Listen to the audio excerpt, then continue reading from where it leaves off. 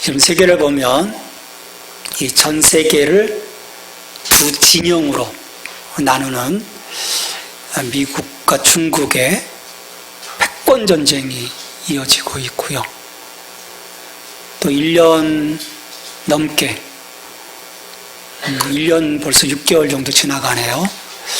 우크라이나의 러시아 침공이 계속되고 있고, 또 그로 인한 유럽의 군비 증가, 또 계속 이어지는 어떤 대만을 향한 중국의 위협, 또 북한의 도발, 또 아프리카를 보면 계속적으로 쿠데타가 일어나고 있어요. 또 세워졌던 정부가 또 무너지고, 또 쿠데타가 일어나고, 누가 큰 자인가를 가르는 이 땅의 힘겨루기가 아닌가, 그런 생각을 해보고요. 또 이런 힘겨루기의 결과 이 지구촌의 샬롬은, 지구촌의 이 평화에 대한 기대는 점점 암울해져 가는 게 아닌가. 인류의 시간이 얼마 남지 않은 것으로 학자들은 이야기를 합니다. 눈을 국내로 돌려도 이 일은 마찬가지라고 생각을 해요. 우리 정치권을 보면 누가 큰 자인가를 겨루다 보니까 어떤 조율도 없고 서로 때리기 일쑤입니다. 그러다 보니까 서로 무책임하고 무능력하고 이 비양심적인 일들이 정치권에서 난무하고 있죠. 이렇게 보면 국가와 국민은 안중에 없는 거예요. 왜냐하면 내가 최고가 되고 내가 큰 자가 되면, 그래서 누군가를 짓밟고 올라가면, 그래서 자기가 드러나면 이제 그만이기 때문이 아닌가 생각을 해봅니다. 사회의 법적인 시스템을 만들어가고 그 본을 보여할 이 지도자 그룹들이 이런 모양이다 보니까 사회도 점점 힘께나 쓰는 사람들의 어떤 세상이 되어가는 것처럼 보여요. 근데 이런 총체적인 난관 앞에 서게 되면 사람들의 심리가 어떤 타자를 배려하고 타자를 먼저 생각하기보다는 자기중심적인, 각자 살아남기 위해서는 자기에게 집중하는 그런 경향들이 있습니다. 그래서 개인의 어떤 이기적인 그 마음들이 극에 달해 서로 이제 무한 경쟁이 반복되는 거죠. 이렇듯 누가 큰 자인지 겨루는 일들은요, 우리가 사는 세상에 그냥 널려 있습니다. 일상인 것 같아요.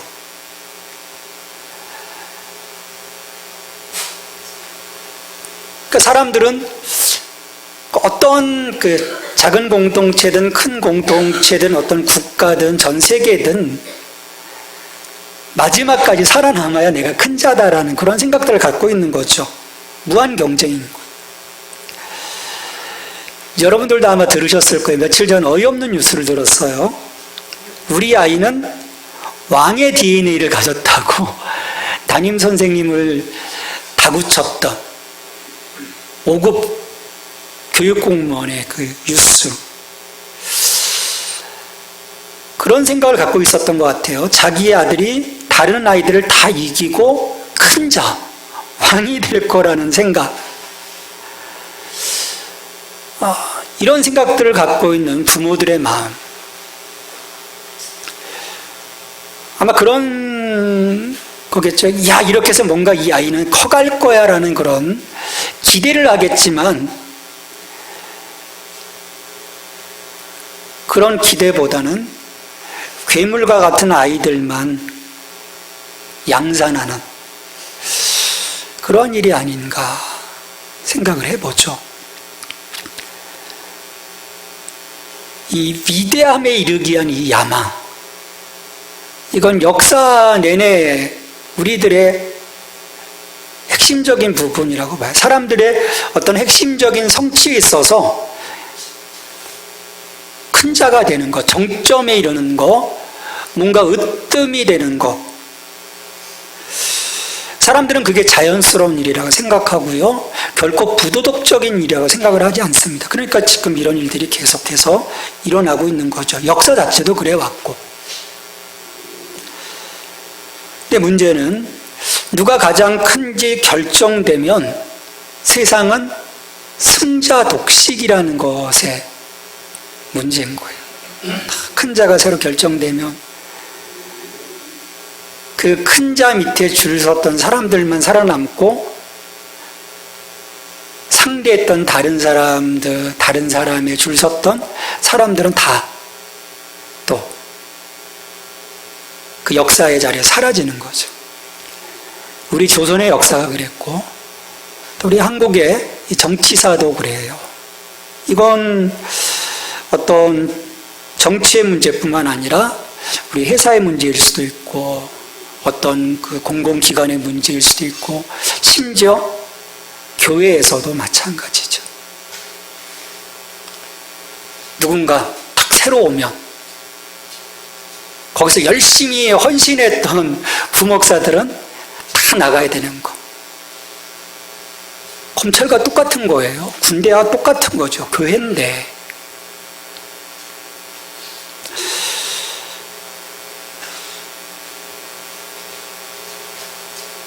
마음을 낮추고 생각이 다른 이들, 그런 이들을 포용하는 일들, 그게 교회든 정치권이든 회사든 어떤 공공기관이든 군대든 좀 바뀌어지기 시작한다면 이게 뭔가 좀 다른 세상이 될 건데, 근데 저는 세상은 결코 그렇지 않을 거라 생각을 해요. 주님 오실 때까지. 근데 교회는 바뀌어야 되잖아요. 우리 이 공동체는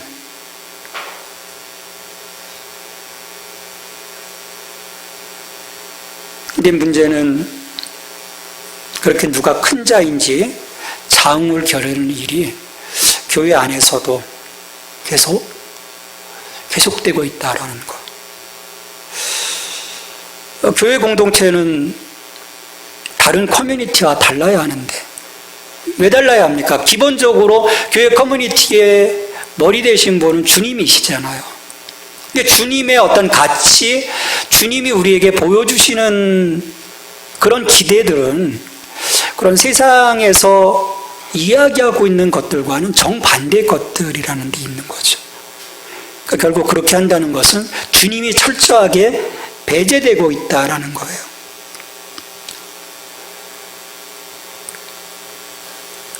우리가 큰 교회가 되기 위한. 그러니까 어떤 면에서 저는 이 한국교회 안에서 어느 순간부터요, 교회 임명증서가 사라졌어요. 교인 임명증서가. 여러분, 교인 임명증서라는 말을 혹시 들어보신 적이 있나요? 이 교회에서 저 교회로 옮겨갈 때는요, 담임 목사님이 임명증서를 써줍니다. 그래서 이분은 우리 교회에서 이렇게 생활하셨고요, 이렇습니다. 이런 사정으로 목사님 교회로 옮겨가게 됩니다. 잘 좀 부탁드립니다. 양육해 주세요. 근데 이게 없어졌어요. 여러분, 왜 없어졌을까요? 천주교는 지역교회 중심입니다. 그래서 그 지역에 하나가 있어요. 하나가 있거나 크고 작고가 없는 거예요. 근데 개신교는요, 개교의 중심인 거예요. 뭐 총회가 있고 그래도 상관없어요. 개교의 중심이에요. 70년대, 80년대 이후에 누가 큰 교회가 될 것이란 그 경쟁이 사실은 한국 교회 안에 불붙기 시작했고요. 그러면서 임명증서가 사라졌어요. 왜? 임명증서를 써줄 수가 없는 거예요. 받을 수도 없는 거예요.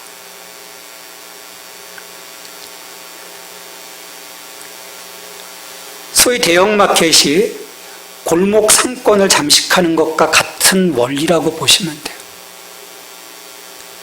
은혜로움의 결과가 아닌 거예요. 은혜로움의 결과라면 얼마나 좋습니까? 거기에 하나님의 그 갈급함 속에 있다면, 예수님은 낮은 곳에 임하셔서 자신이 걸어가야 하는 그 십자가의 길을 우리에게 보여주셨습니다. 그런데 제자들은 그렇지 않은 거예요. 끊임없이 그 예수님의 기대와는 다른 어떤 기대들을 갖고 있었던 거죠. 그래서 예수님은 이 제자들이 그런 인간사회 속에서 이어지고 있는 그 경쟁의 구도를 좀 벗어나서 낮은 곳으로 가도록 계속 촉구하신, 왜? 예수님의 오심 자체가 큰 자가 되기 위함이 아니라 자기의 그 큼, 자기의 그 위대함을 내려놓고 이 땅에 낮은 자로 오셨거든요. 그래서 제자들에게도 그런 자신의 그 모습이 투영되기를 원하셨던 거예요. 하지만 이 세기의 경읽기입니다.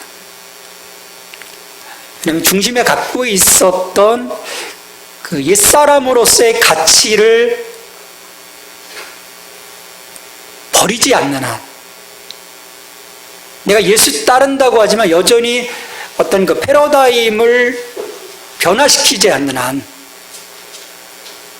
세계 경읽기 이거죠. 왜? 들어오지만 여기서 이미 내가 갖고 있는 어떤 그 가치를 가지고 그런 예수님의 그 말씀하심에 대해서 그건 예수님의 특별한 상황이고 지금 처해져 있는 나의 현실 속에서는 이게 더 최선입니다라고 스스로 결정지어 버리기 때문에 세계 경읽기인 거예요. 그런 제자들의 그 얄팍함은 예수님의 마음을 심히 아프게 하지 않았을까 추측을 하죠.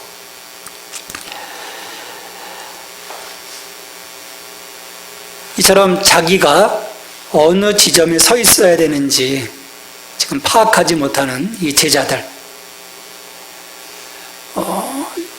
전체적인 어떤 어떤 상황의 흐름과는 무관하게 지금 예수님은 무거운 발걸음으로 지금 나가고 계시는데 죽음을 향해서 느닷없이 오늘 본문에서 보면 질문을 던져요.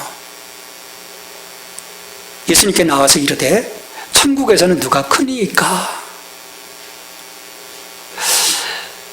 지금 요 시점으로 보면 약 한 달 정도 지나면 예수님이 십자가에 못 박히시는 시기인 거예요. 더욱이 17장에서 예수님께서 순환예고를 다시 한번 해주셨어요. 16장에서도 얘기하셨고 17장에서도 얘기하셨어요. 그럼에도 제자들은 지금 예수님이 가는 길이 어떤 길인지 그 의미를 깨닫지 못하고요, 천국에서는 누가 크냐라고 질문을 던져요.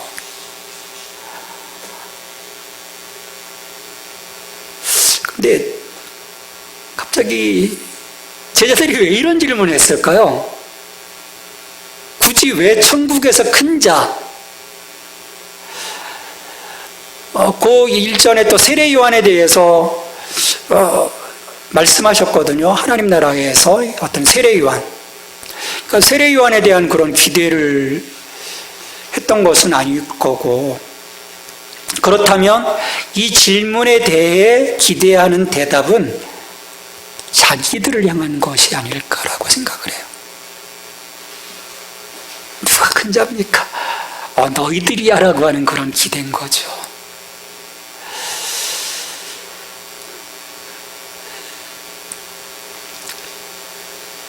예수님의 제자들은요, 천국을 이 세상의 나라와 마찬가지로 어떤 권력과 지위의 원리로 이해하는 거예요. 논공행상. 뭐를 했다라고 하는.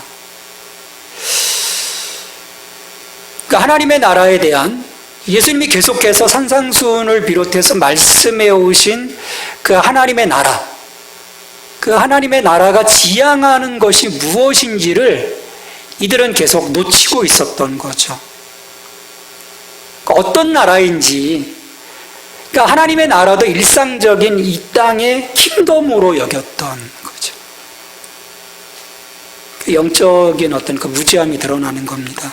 그런 제자들의 질문을 대하시는 예수님의 마음이 편하셨을 리는 없죠.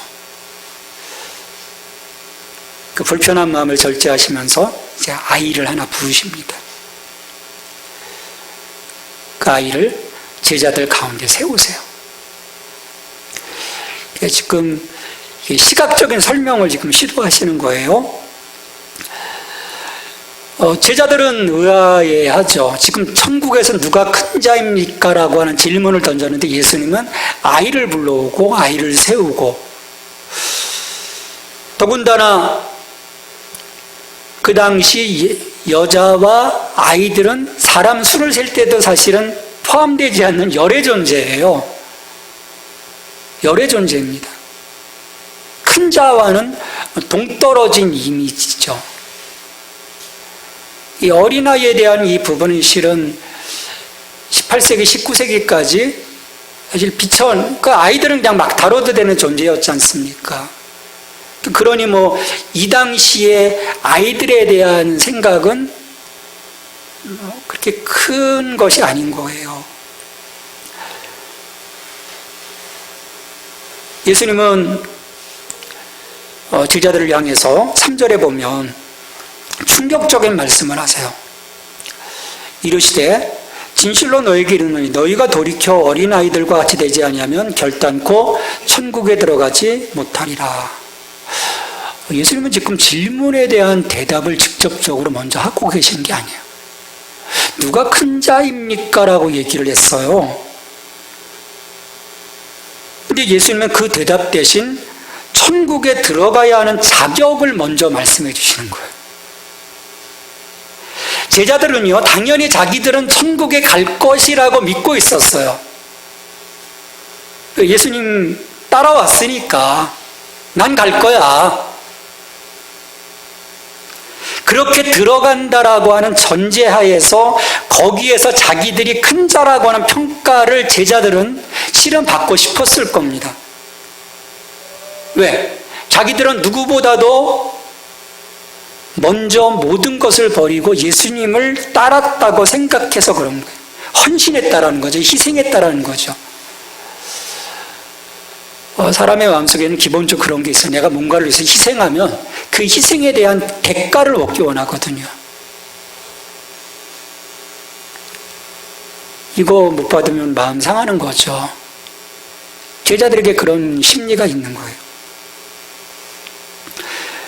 근데 예수님은 아예 큰 자는 상관없어. 너희들 천국에 들어가는 거야? 맞아? 어린아이와 같이 되지 아니하면 천국에 들어가지 못할 거라고 얘기하니까 제자들은 충격을 받을 수밖에 없는 거죠.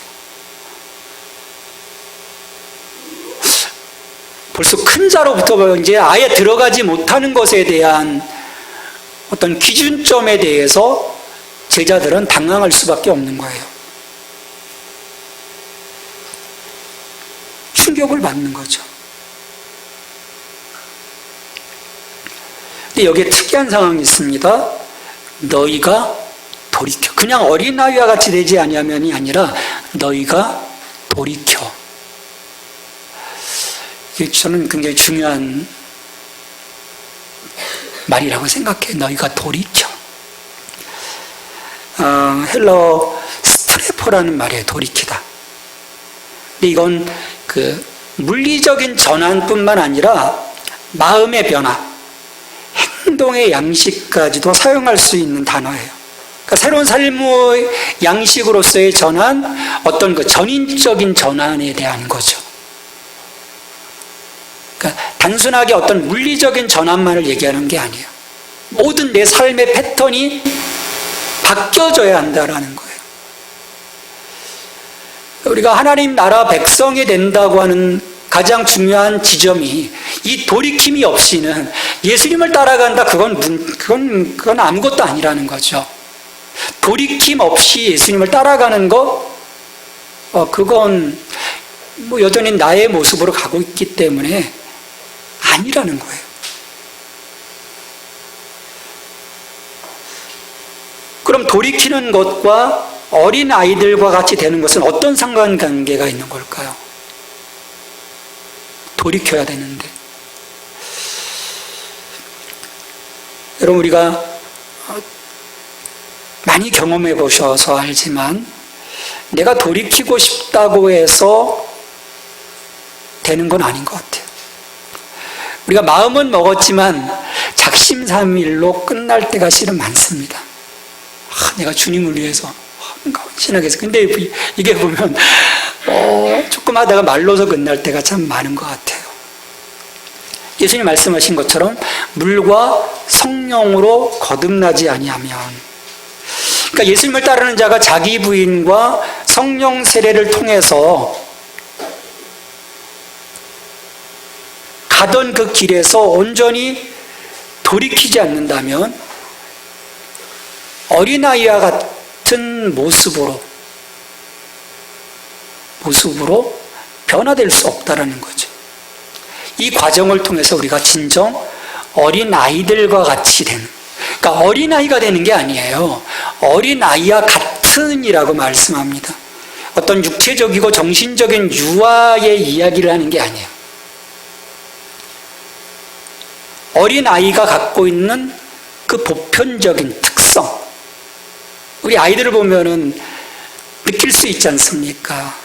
어떤 부모에게 절대 의존하는, 지금은 조금 컸다고 독립하려고 하지만,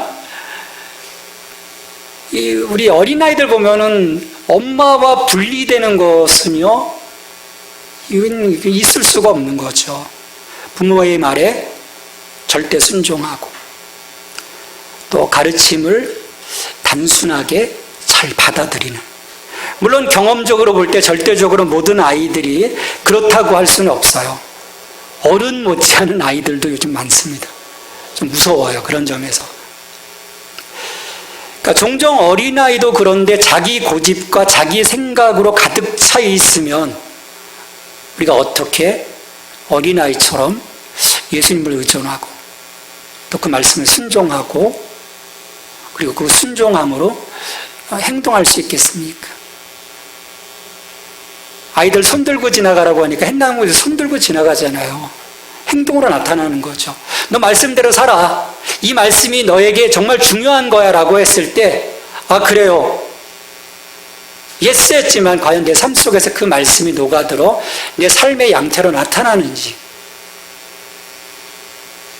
그 상관관계가 바로 돌이킴과 어린아이와 같이 되지 아니하면, 그 어린아이와 같이 그 낮아짐의 모습 속에서 진정 그 말씀이 내 삶 속에서 이루어지는 그 순종적인 삶의 모습들이 드러나게 된다는 것을 예수님이 얘기하시는 거예요. 이것 없이는, 그래서 비로소 제대로 된 어떤 그 순전함, 순수함으로 하나님과 예수님과 성령님 앞에 서지 않는 한 내가 예수를 주로 고백할 수 없다라는 거죠. 그리고 따를 수 없다라는 거예요. 그리고 그 과정을 통해서 우리의 삶 속에서 낮아짐에 대한 부분들이 드러나게 되는 거죠.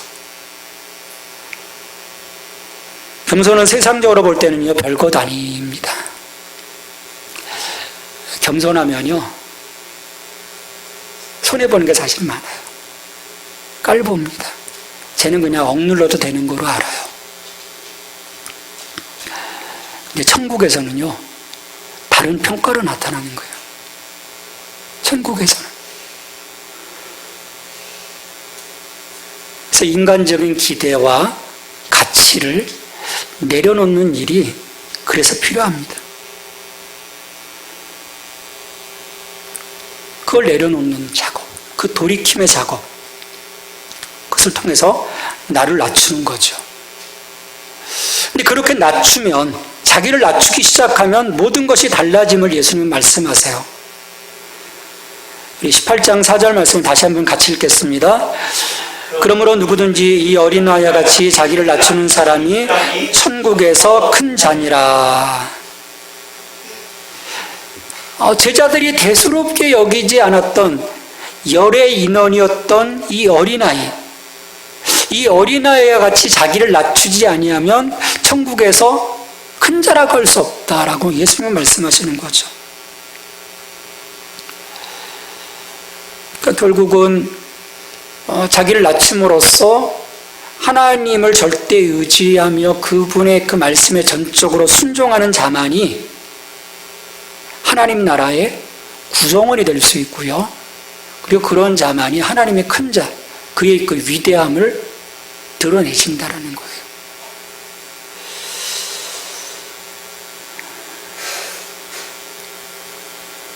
네, 우리 주변을 둘러보면 이렇게 살아간다는 게 실은 어렵습니다. 사람들은 자기를 낮추는 것을 배운 바 없는 것처럼 살아가요. 지기를 싫어하죠. 지면 속상해합니다. 겸손함이 실종된 시대예요. 자기를 드러내길 원하죠. 제자들도 마찬가지입니다. 큰 자에 대한 야망으로 지금 가득 차 있는 거예요. 우리도 제자입니다. 그리스도의 제자라고 우리가 믿고 있고 살아가고 있죠. 이 큰 자에 대한 야망으로 가득 찬 이 세상에서 제자된 우리는 우리 자신을 점검해 보아야 합니다. 나도 여전히 높아지고자 애를 쓰고 있는 것은 아닌지, 높아지고자. 근데 하나님 나라는요, 사실은 저 멀리 있는 게 아니지 않습니까? 여기가 하나님 나라잖아요. 하나님의 통치하심이 있는 곳. 내 삶의 자리. 하나님 나라는요, 누군가를 지배하기 위한, 높아지기 위한, 큰 자가 되기 위한 자리가 아니라고 예수님은 분명하게 말씀하시는 거죠. 낮아짐의 자리여야 한다는 거예요. 낮아짐. 왜 사람들의 삶이 피곤하고 불행해 보이는 걸까요?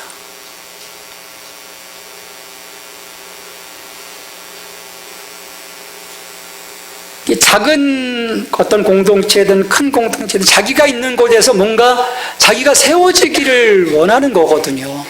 거기서 내가 탈락된다는 것은 있을 수 없는. 그러니 이 세상은 점점 힘들어지는 거죠.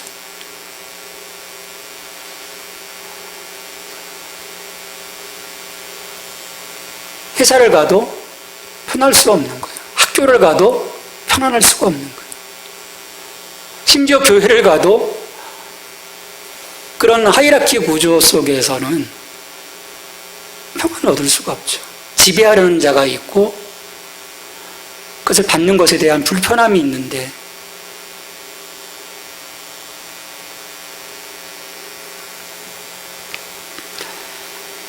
요즘 그런 비극적인 일들이 계속 일어나고 있지 않습니까? 저는 이런 사회의 어떤 전반적인 그런 그 모습들로 인한 결국은 누군가는 도태될 것이고 누군가는 소외될 것이기 때문에 아마 이 한국 사회는 계속 그런 일들이 우리가 미국을 따라가고 있지 않습니까? 비일비재로 일어나게 될 거예요. 불행한 일인 거죠. 이건 경찰이 장갑차 세운다고 해서 해결될 문제가 아닌 거예요. 이 사회가 달라져야 하는데 사회가 달라지지 않으니까 우리가 달라진다면 이 교회 공동체가 조금씩 달라지기 시작한다면 저는 거기에 소망이 있지 않을까 생각을 해봅니다. 사람들은요 말로만 그리스도의 제자라고 하는 경향이 참 많습니다. 그런 사람들을 너무 많이 경험했어요. 어느 목사님 설교에서요 타이틀을 그렇게 잡으셨. 거기 그 헤드라인에 나는 수만 번의 칼 맞았습니다.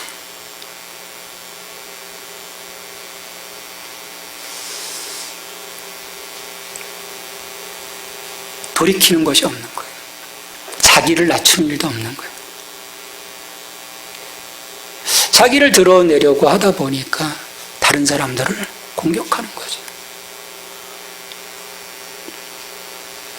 그러면서도 스스로 예수님의 제자라고 하지만 모든 이들이 진정으로 하나님 나라에 속한 것은 아니에요. 예수님이 그걸 말씀하시는 거예요. 이 믿음을 세상에서 볼 수 있겠느냐? 800만의 개신교인이 있지만 정말 하나님 나라에 속한 자가 몇 명일까요?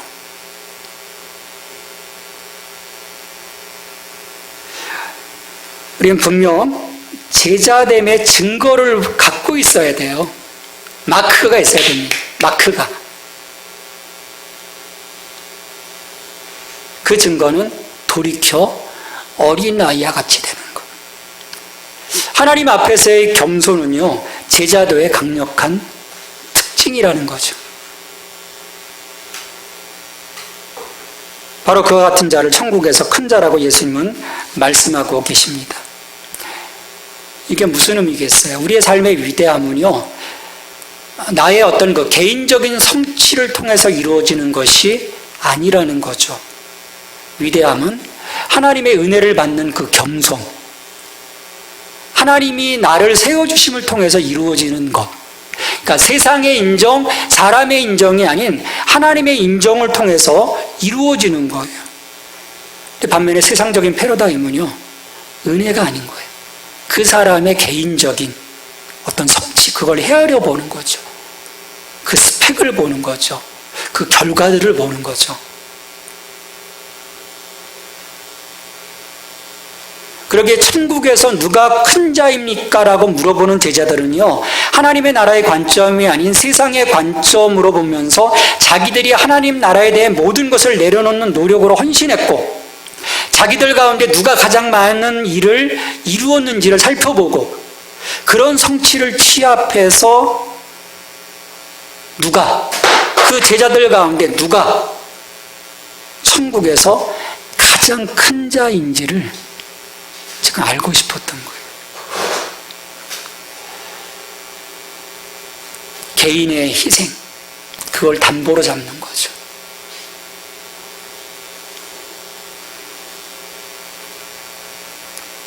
하지만 예수님은 그런 그들의 잘못된 생각을 바로잡아주기를 원하셨던 거예요. 하나님 나라의 위대함은요, 그런 개인적인 어떤 노력으로 이루어지는 것이 아니다라고 말씀하시는 거죠. 하나님이 그들의 인생에 영적인 변화를 가져오시도록 겸손하게 낮추심으로써 이루어지는 것, 하나님의 은혜 안에서 이루어지는 거다. 참 그런 점에서 하나님 나라는요, 역설입니다. 세상과는 다른 가치인 거죠. 낮추면 낮출수록 더 큰 자로 평가받는.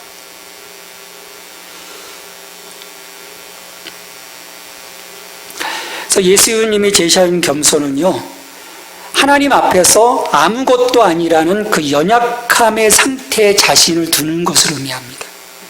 그래서 내가 했다라는 교만의 강을 건너가지고 주님이 하셨습니다라고 하는 그 낮아짐의 자리, 그 자리에 섰을 때 그런 우리를 예수님이 다시금 세워주시는 거예요. 여러분, 그 지점에서 우리는 예수님의 제자가 될 수 있습니다. 내가 되는 것이 아닌 거예요. 예수님이 제자로 삼아주셔야 되는 거죠. 돌이켜 어린아이의 끝이 되어 그분 앞에 무릎 꿇었을 때만이. 성경은 그걸 분명하게 보여주고 있어요. 우리는 다른 가치로 자꾸 이것들을 밀어내고 있는 거죠. 왜 우리를 부르셨을까? 내가 예수님과 동행하는 의미가 무엇인가?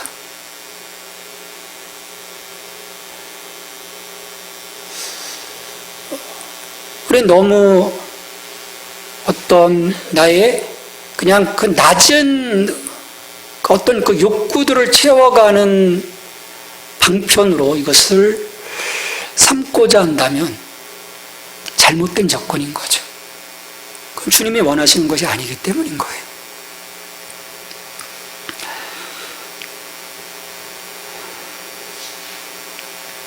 어려운 길이지만 우리가 주님을 의지하고 어린아이와 같이 낮은 자로 주님 앞에 설 때는 세상은 그 부분에 대해서 높이 평가하지 않지만 하나님은요 분명 다르게 보시는 거예요. 하나님 나라의 위대함을 선물로 누리게 될 거예요. 우리 야고보서 4장 6절에서 말씀합니다. 같이 읽겠습니다. 그러나 더욱 큰 은혜를 주시나니 그러므로 일렀으되 하나님이 교만한 자를 물리치시고 겸손한 자에게 은혜를 주신다 하였느니라. 진정한 위대함은 하나님께로부터 오는 것입니다. 내가 은혜 앞에 섰을 때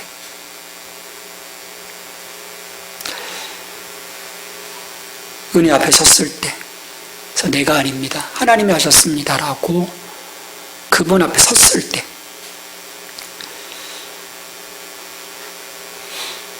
그리고 무엇보다도 교회 안에 있는 제자들의 첫 번째 표지는요 인자의 최상의 표지인 겸손입니다.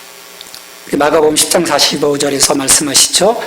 인자가 온 것은 섬김을 받으려 함이 아니라 도리어 섬기려 하고 자기 목숨을 많은 사람의 대속물로 주려 함이라.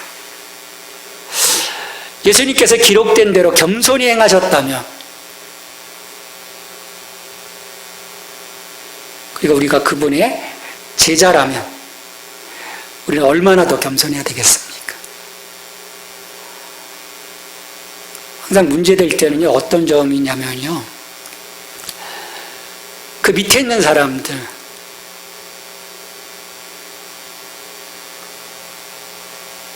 제일 정점에 있는 사람은 문제가 없는데, 밑에 있는 사람들이 교만해졌을 때, 항상 그 공동체, 그 나라는 무너졌거든요. 우리 예수님은 정말 좋으신 분인데, 정말 겸손하신 분인데, 우리가 그분의 모습으로 살아가지 않는다면, 우리 교회는, 이 기독교는 아무것도 아닌 거죠. 결국 망하는 거죠. 2000년의 교회사 속에서 그걸 보여주셨어요. 끝까지 살아남은 교회가 어디 있습니까? 없습니다. 2000년 된 교회가 없어요. 다 조금씩. 물론 하나님이 그렇게 해오셨지만 교회들이 무너질 수밖에 없었던 것은 예수님의 그 겸손함을 잃었기 때문인 거죠. 오늘 예수님 분명하게 말씀하십니다. 천국에서 큰 자 누구인지를 분명하게 말씀해 주셨고요. 우리 그 말씀하심에 순종해서 우리 주님처럼 낮아짐의 자리. 근데 그게 무기력하게 살아가라고 하는 말씀이 아닌 거예요. 그 말씀의 의미를 깨달아 다른 사람들에게 여러분들을 통해서 예수님이 드러나는 참된 축복의 통로가 되기를 기도합니다. 기도하겠습니다. 하나님 감사합니다. 오늘도 말씀하여 주시어서 예수님이 우리에게 보여주신 그 겸손함의 그 모습을 또 우리의 삶 가운데 실현할 수 있도록 또 말씀하여 주시니 감사합니다.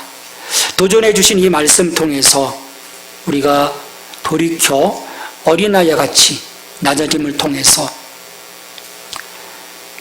하나님 나라의 참된 그 가치와 또 목적들을 이뤄나갈 수 있는 제자들 되게 하여 주시옵소서. 주님, 그런 우리들을 통해서 하나님이 영광 받으시고 또 우리 공동체가 또 이 땅의 교회가 정말 주님의 그 빛이 세상을 향해 비칠 수 있는 그런 통로로서의 역할들을 잘 감당해 나갈 수 있도록 축복해 주시옵소서. 예수님의 이름으로 기도합니다.